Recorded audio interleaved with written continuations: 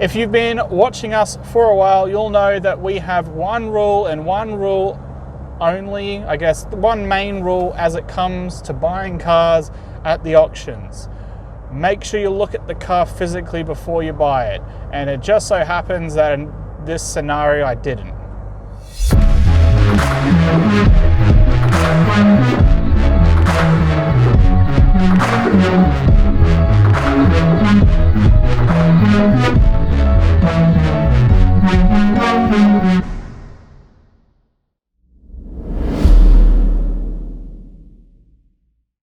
If you are new to the Lemon to Lambo challenge or the Project B YouTube channel, make sure you hit that subscribe button down below to stay up to date with all things Lemon to Lambo. Today we have one that could either make or set back the challenge, probably the whole length of the challenge. So I bought a car sight unseen off the auctions. Now you're probably thinking, wow, that's a stupid thing to do. And you would be correct. It is a very stupid thing to do. But I'll run you through the scenario. It was late at night, the auction was ending, and I thought, this bidding's gonna go on until the wee hours. It's gonna keep going because the car's worth, I think from what I've been able to see, 30-ish, mid-30s kind of money. Threw in a YOLO bid, even like expecting there's no way it's gonna stay there, and well, a YOLO auto bid, so it's not like I just threw money. I was like, yeah, take that. Then it turns out that I was the highest bidder, and the car did have a reserve, and I was $200 off the reserve. So I thought, what the hell? I'll take the punt. So we've bought this. Now you're probably wondering, what car is it? It's none of the cars that we looked at in the last episode. Obviously, because we haven't looked at it. It's a 2020 Nissan Navara ST dual cab ute. It's done 77,000 kilometers. It has service history. It's got all its books, warranty information, that kind of thing. It's white. And when I say I haven't seen it, I mean I haven't inspected it to buy it. It was on my watch list.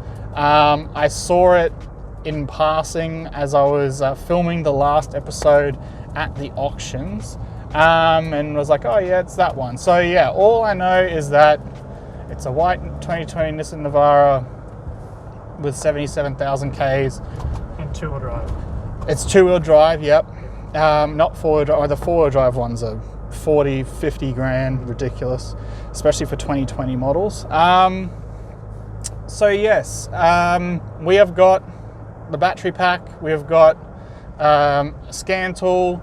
I'm thinking about it now, a toolkit probably was a good idea. I have bought an unregistered vehicle permit because we don't have access to the trailer at the moment. I can't get the car tomorrow because I am flying out to another city. And yeah, so we kind of need the car to come home with me today.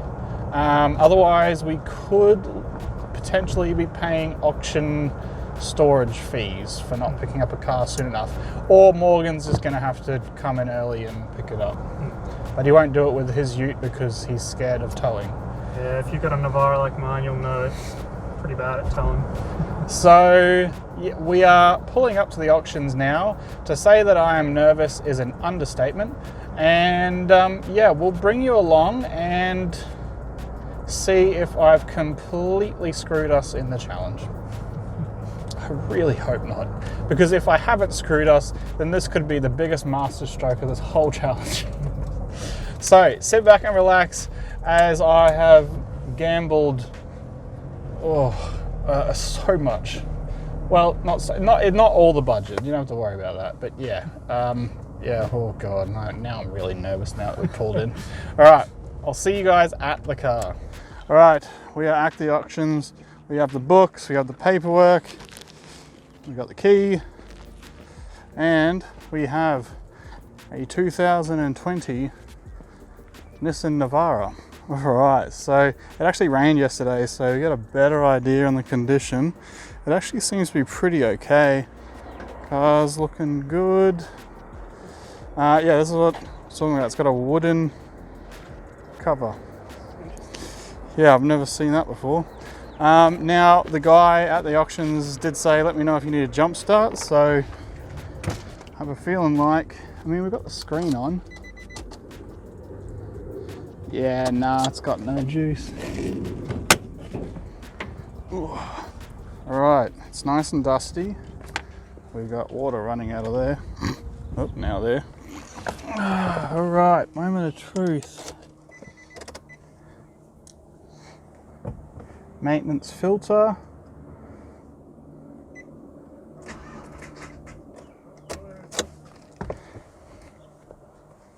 I think we need the boost. Alright, trying again.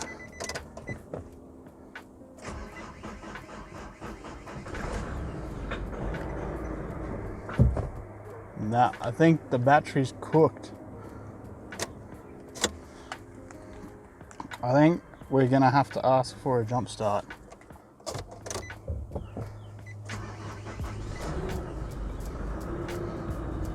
Oh, it's up. It's working. I think the battery's a bit cooked. Yeah, we just have maintenance filter, so that's fine. The aircon's cold. We got maintenance, other. Shut that door to see. We have no error lights. I don't know if you can see. Cool. Oh. Radio works. Car works. I mean, we haven't driven it yet, but this is very good signs. Very good signs. So this is the first time we're looking at the car. It is a manual. We've got a nice kind of infotainment system. Dash is good. I mean, the car feels real healthy. How's it sound? Sounds good. Okay, that one's good.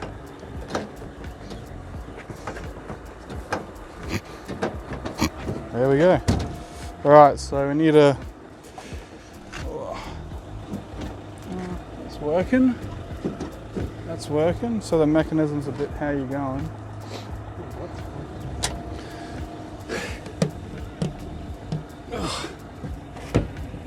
This doesn't look lockable, does it?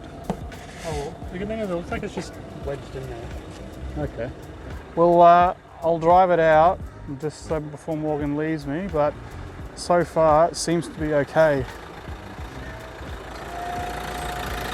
It sounds very healthy. Alright, it is very dirty in here. I'll let you. Your door's not shut properly. Alright, besides it saying maintenance, we are all good. Does the gearbox work? Clutch works too. Clutch works, gearbox works. Yeah, check for the gears too. Have you got your seatbelt on? No, I don't. Oh, I can't see shit. It's third. Cool. So far, so good. I'll push it down. Reverse. Works. Camera works. Don't want to hit that car. How's it to drive? Honestly, feels like a brand new car. It's gone as good as it can do. If this next clip is me at home, we're in for a winner. If it's me on the side of a road, bad times ahead. All right, we are back home and the Navara made it. So, how did it drive? Well, perfect. Didn't have any overheating problems. I'll get out of the sun for you guys. Any overheating problems. We had no warnings come up on the dash, no weird vibrations, nothing like that. So I think I'm either one of the luckiest auction buyers there's been, or I just know when to pick them. So what I'm going to do is I'll set you guys up so we can get a good shot of it all. We'll clean it, and yeah, show you guys around our new Nissan Navara. And I've just noticed it's got a little ding. All right, what else are we gonna find?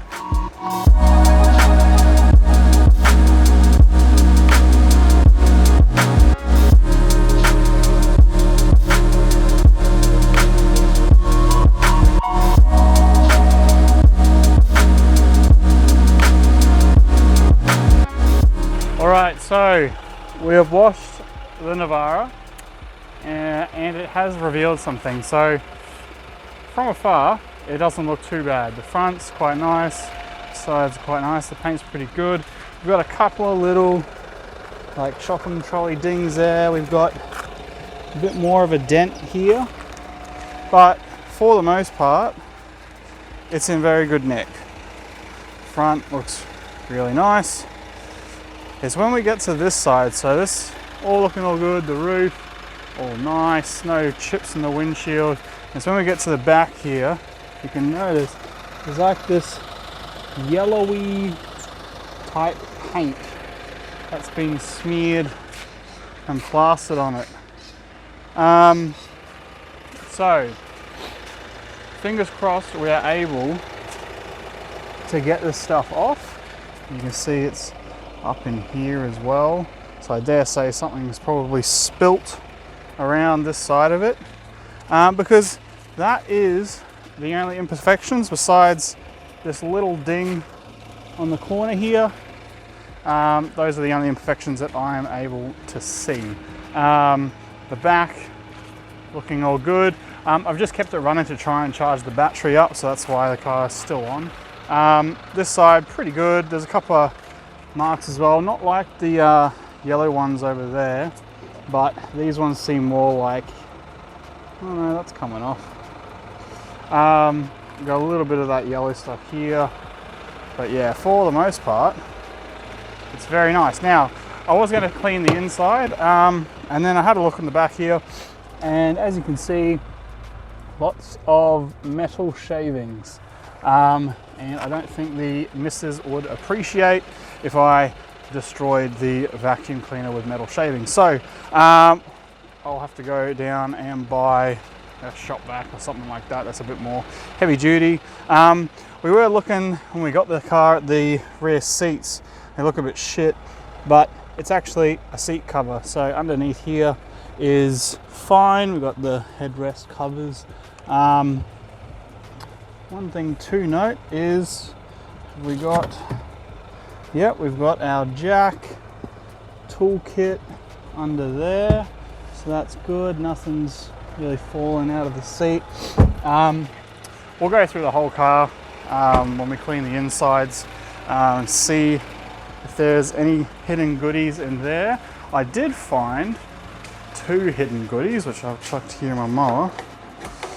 We've got a toll card and some gum, but there's no gum in it, so nothing exciting. Yeah, it is what it is. So game plan for this car, unfortunately, like I said in the intro, I'm off and away for a couple of days, so I won't be able to touch this.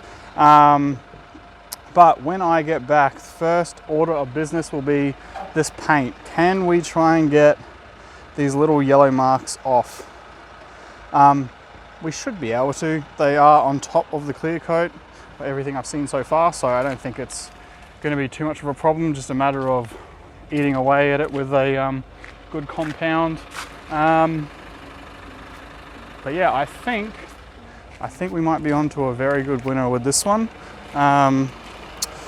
The rear tires, you can see here's the wear indicator, right there. So they're technically legal, but they are close to being replaced. So it's probably something we might have to look at doing. The price of just two rear tires. The front tires are actually different, and these have got plenty of tread on them. So we don't have to worry about the fronts, but the rears definitely. Especially that one, yeah, the wear indicators are a bit close to the tire.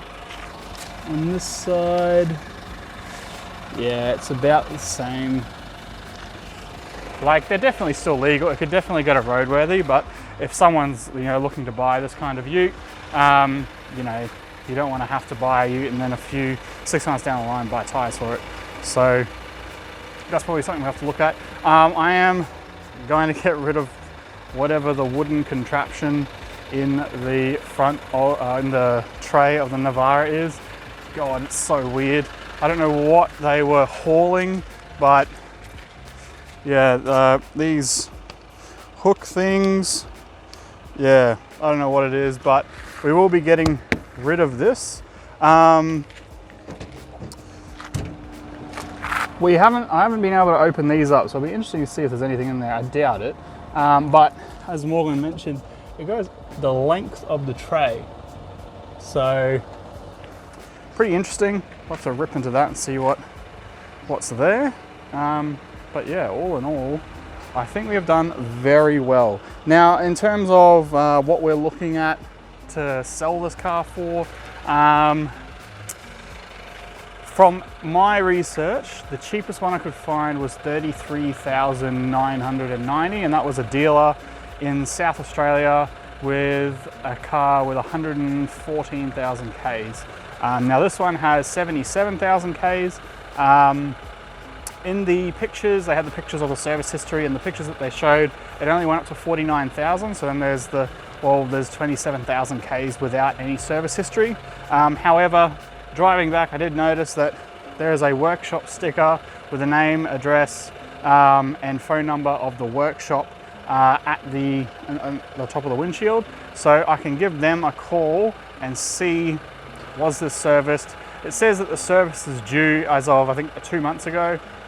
So there's a chance that this does actually have service history and that it hadn't gone 27,000 Ks without a service, which then brings into line the fact that on the dash it has the oil filter service as well as maintenance service lights or kind of messages on the dash. But yeah, apart from that, the car drove fine, everything worked, cruise control, the aircon is really cold, which is awesome. Lights work, everything works. So yeah, in the next episode, I think we'll be trying to tackle that paint and as well as trying to remove that wooden contraption from the tub, and then look at just getting your standard kind of tonneau cover that came on these utes, because it just looks so much better, especially being a white ute. Anything that's black looks really good. So that is our new purchase. I think I've gotten very lucky having not seen it and bidding on it and winning it, but I guess we'll see when we go to sell it. Hopefully the fact that I can only find a few examples online across the entire country means that they're quite in demand, especially right now during tax time. So yeah, if you haven't already, hit that subscribe button, comment below how to get rid of that paint. My first immediate thought was cut and polish and just keep going until we can take it off. If you know of any other methods and methodology that doesn't have the likelihood of also then ruining the paint around it, let me know, but that was my first point of call. So comment below if you have any ideas on how we can tackle this kind of yellowy, mustardy paint on top. It could even be glue or something, I don't know. But yeah, thanks heaps for watching, and I'll see you guys in the next video.